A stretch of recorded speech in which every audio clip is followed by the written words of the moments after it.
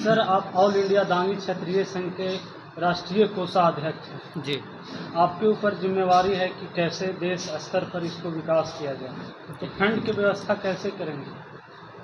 Fund की व्यवस्था जो हमारे संगठन के पदाधिकारी हैं, जो हमारे संगठन के सदस्य हैं, सदस्यता अभियान चला के हम ले सकते हैं, पैसे कई स्रोत हम बढ़ा सकते हैं। इसके साथ ही डोनेशन जो हमारे समाज के प्रबुद्ध लोग हैं, जो समाज को कोऑपरेशन दे सकते हैं, उनसे लेके हेल्प लेके हम फंड का इकट्ठा कर सकते हैं और उसके साथ हम अपने संगठन को गति दे सकते हैं, विस्तार दे सकते हैं। सर, बहुत जगह बिहार में ही नहीं बल्कि भारत के अनेक जगहों पे दांगी छात्रावास का निर्माण किया जा रहा है। उनके लिए आपका सहयोग का क्या प्रावधान है?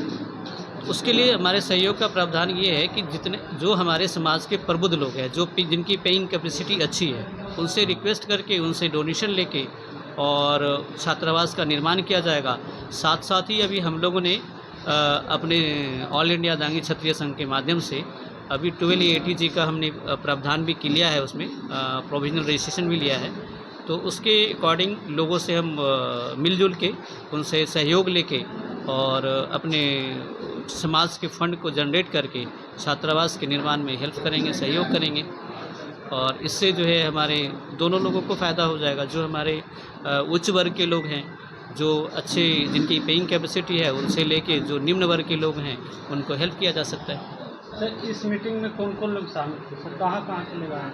इस मीटिंग में विभिन्न प्रांत के लोग शामिल थे, चूँकि राष्ट्रीय कमेटी की बैठक थी, इसलिए मध्य प्रदेश, छत्तीसगढ़, झारखंड, बिहार, गुजरात और पश्चिम बंगाल, राजस्थान, तो विभिन्न प्रदेशों के, उत्तर प्रदेश, विभिन्न प्रदेशों को लोगों ने भाग लिया है और सबकी एक सहमति से ये निर्णय हुआ है कि हम लोग मिलजुल के संगठन के काम को बढ़ाएंगे और अपने समाज के लिए जो गति या धार देने की ज़रूरत है, उसमें हम काम करेंगे।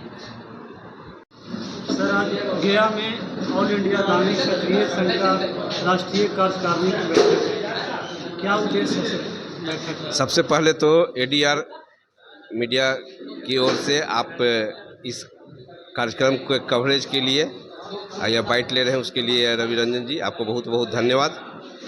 आज का उद्देश्य था ऑल इंडिया दांगी क्षत्रिय संघ की राष्ट्रीय कार्यकारिणी की बैठक थी और समाज के बीच सक्रियता लाने के लिए इस कार्यकारिणी के माध्यम से पूरे भारत में यह संदेश देने का प्रयास किया गया है कि हमें तेजी से आगे बढ़ने के लिए सक्रिय रूप से समाज के बीच में जाके काम करना है।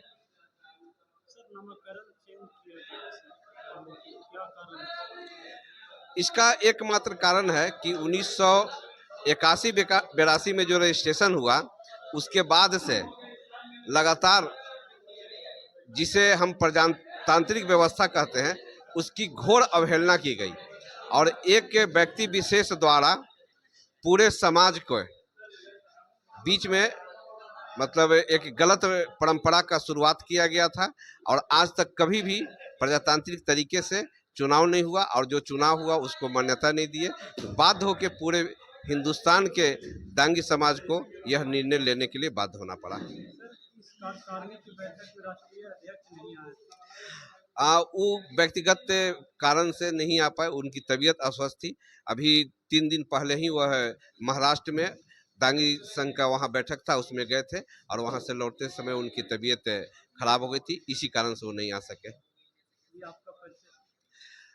मेरा नाम हुआ इंजीनियर अरुण कुमार दांगी, प्रधान महासचिव ऑल इंडिया दांगी क्षत्रिय संघ बिहार।